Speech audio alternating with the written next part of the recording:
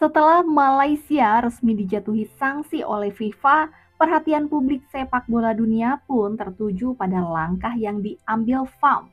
Kesalahan fatal di awal ketika TMJ dan para media-medianya sibuk mencari kesalahan dari pihak lain. Namun pada akhirnya, FAM sendiri mengakui adanya kesalahan administrasi dalam penyerahan dokumen. Para pengamat sepak bola luar mengatakan kecurangan atau penipuan dari pihak Malaysia ini sangatlah menyebalkan. Bahkan sampai membandingkan proses naturalisasi Indonesia dengan Malaysia.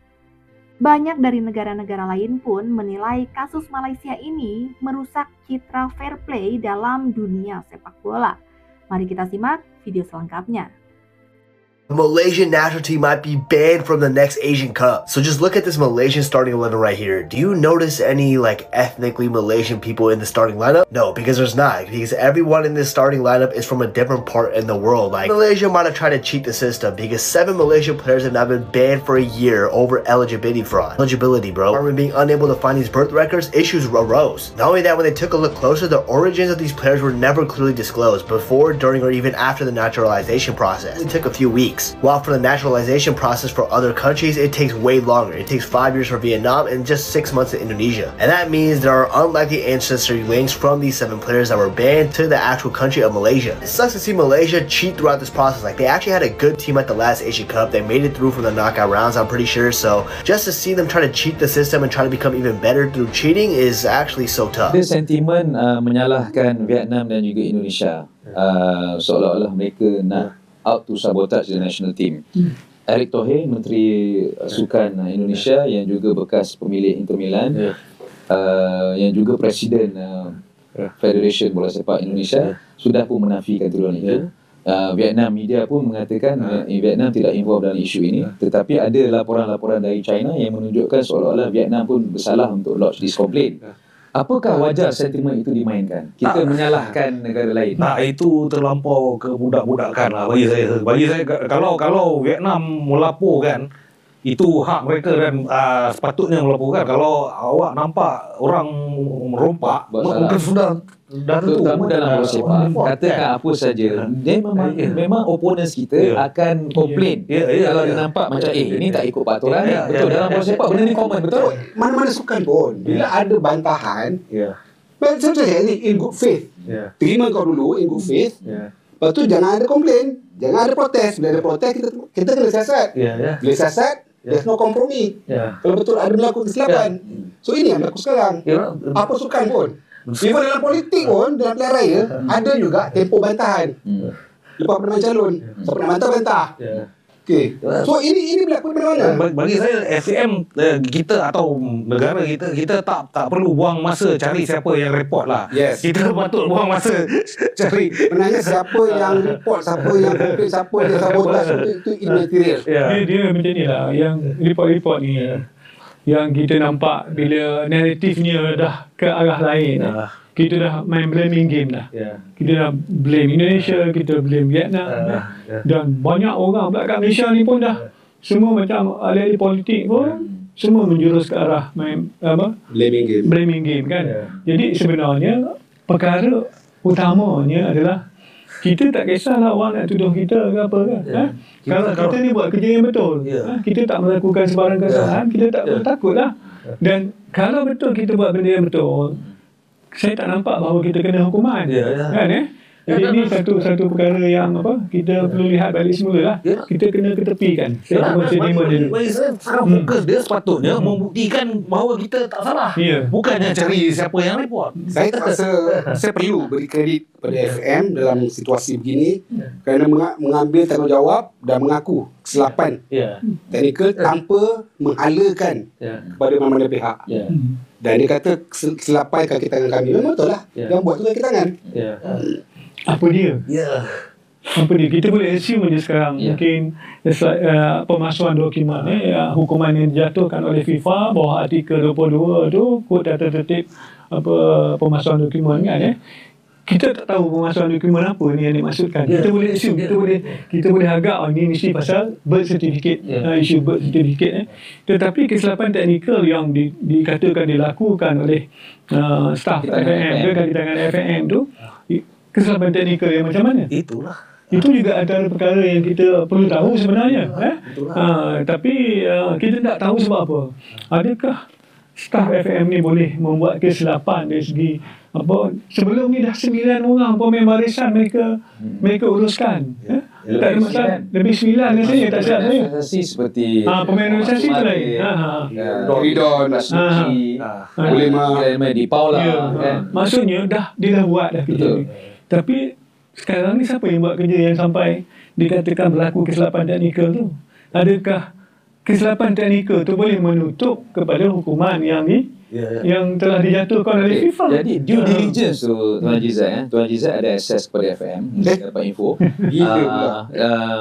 Bermakna katakan Rock Friend dan rakan-rakan berikan dokumen kepada Sekretariat FM untuk didaftarkan dalam portal kepada FIFA. Okey. Jadi yang kena go through tu siapa? Sudah tentu ada tim legal dan juga tim management dan juga General Secretary, betul? Saya tak tahu. Itu dalam FM, saya tak tahu. Bukan Haji ada akses pada itu? Tak ada Tak ada, itu kerja dia orang. Dia bukan kerja dia orang. Bagi saya yang saya nampak lah, mungkin konflik dia antara regulation FIFA dengan undang-undang kita. Sebab kalau kita baca pernyataan JPN Menteri KDN. Di bawah undang-undang kita, mungkin dia kata ada 2 proses saja untuk naturalisasi ni. Satu, pemastautenan, residency. Dia dah duduk lebih 5 tahun dan dia boleh berbahasa Melayu dan apa semua, dia boleh apply untuk jadi warga negara. Itu satu proses. Lagi satu ialah talian darah.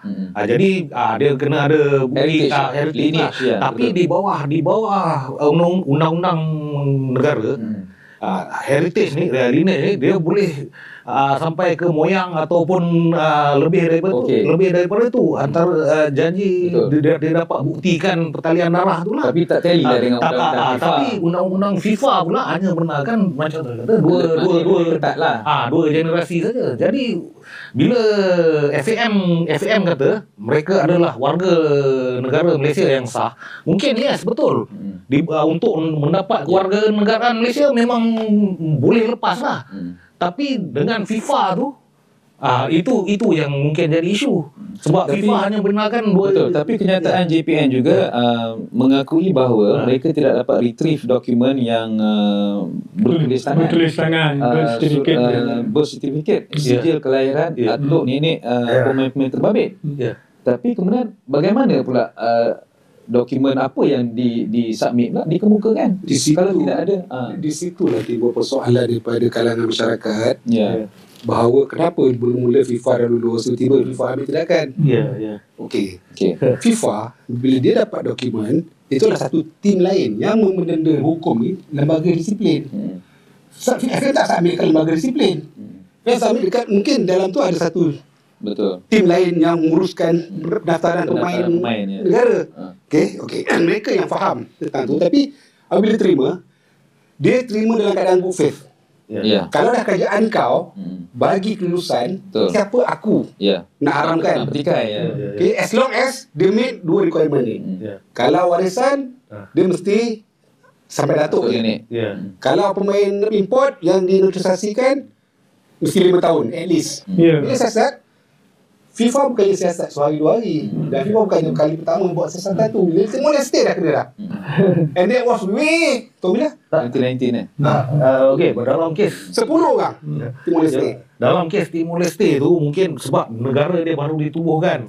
Jadi dia boleh pemain Brazil. Tapi ada juga yang peminat kita lah. Kita kena share ni diorang. Kadang-kadang peminat kita ni tak dapat gambaran jelas dia melihat dalam satu konteks, satu arah je kadang-kadang tetapi dalam konteks pemain yang diluluskan oleh FIFA tadi, kalau kita tengok apa yang diluluskan FIFA tu, bila adanya dispute ni berlaku kan, baru ada siasatan baru ada siasatan. Jadi bila ada siasatan seperti yang kita dah bercakap tadi, bahawa mestilah FIFA ni menjatuhkan hukuman, bukannya hukuman yang orang kata mudah-mudah dia nak menjatuhkan hukuman kepada sebuah negara. Terbongkar, terpilih. Bukannya mudah kalau dia orang kata merosakkan imej sebuah negara dan hukuman yang dijatuhkan itu banyak ruang-ruang yang sebenarnya negara yang terbabit itu boleh menyaman balik semula FIFA. Jadi kita kena ingat balik semula.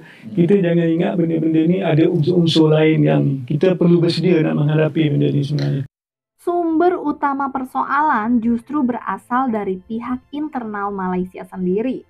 Jika benar tidak ada unsur pelanggaran, maka langkah terbaik adalah membuktikannya secara terbuka.